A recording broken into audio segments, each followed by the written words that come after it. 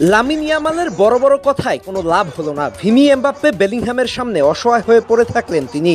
ম্যাচের আগে বলেছিলেন বার্নাবুতে এসে গোল করবেন, কিন্তু কথা দিয়ে কথা রাখতে পারলেন না তিনি।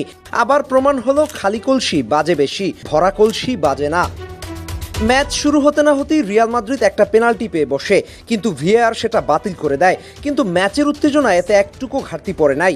এই এল ক্লাসিকো যে কতটা উত্তেজনা ছড়াইছে সেটা আসলে বোঝা গেছে প্রতিটি মুহূর্তে মুহূর্তে। এমবাপ্পে, ভিনি, গুলাররা একদিকে আগুনের ফুলকি ফোটাচ্ছিলেন, অন্যদিকে লামিন, রাশফোর্ড, ফেরান যেন রিয়াল ডিফেন্সের নাবিশ্বাস এক করে দিচ্ছিলেন। একদিকে এমবাপ্পে যেন সেই বিশ্বকাপ ফাইনালের এমবাপ্পে হয়ে গিয়েছিলেন। ম্যাচের 12 মিনিটেই এক দুর্দান্ত গোল করে বসেন এমবাপ্পে, কিন্তু এক বিতর্কিত অফসাইডের সিদ্ধান্তে বাতিল হয় তার গোল।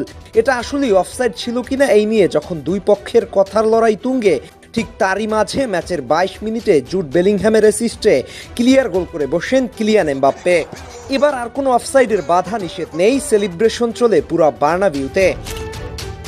কিন্তু একটু পরেই পুরো সান্তিয়াগো বার্নাবিউ সাদা আকাশকে কালো মেঘে ঢেকে দেয় ফার্মিন লোপেজের এক গোল। এই সিজনে ম্যানচেস্টার ইউনাইটেড থেকে আসা সোনার টুকরা রাশফোর্ডের পাস থেকে ফার্মিন এই গোলের পর লামিনরা উল্লাসে ফেটে পড়েন বার্নাবিউর দর্শকদের সামনে। কিন্তু তাদের এই উল্লাস বেশিক্ষণ টিকে থাকলো না।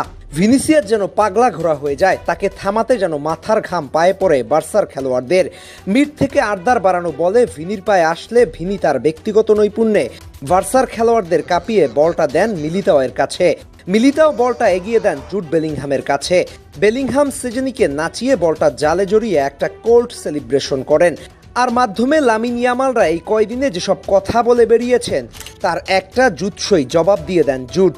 কথা হবে মাঠে, জুড যেন এক হাসি দিয়ে বুঝিয়ে দিলেন সেটাই। 2-1 গোলে এগিয়ে যায় রিয়াল মাদ্রিদ।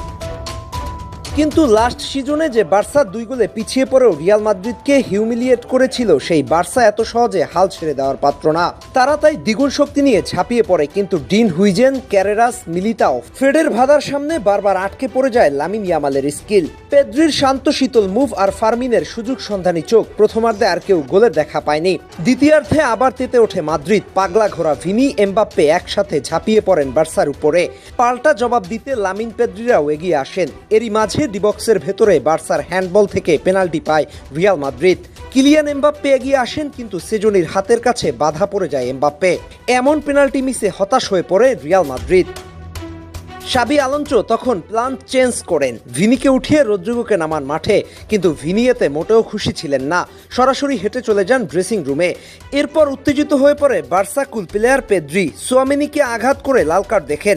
এরপর শুরু হয় গ্যাঞ্জাম। সেই গ্যাঞ্জামে প্রমাণ হয় এটাই এল ক্লাসিকো। এই এল ক্লাসিকোর জন্যই অপেক্ষা করছিলেন সারা বিশ্ব। শেষমেশ 2-1 ম্যাচ হারে ম্যাচের আগে বড় বড় কথা বলা বার্সেলোনা। রিয়াল চলে যায় 5 পয়েন্ট উপরে।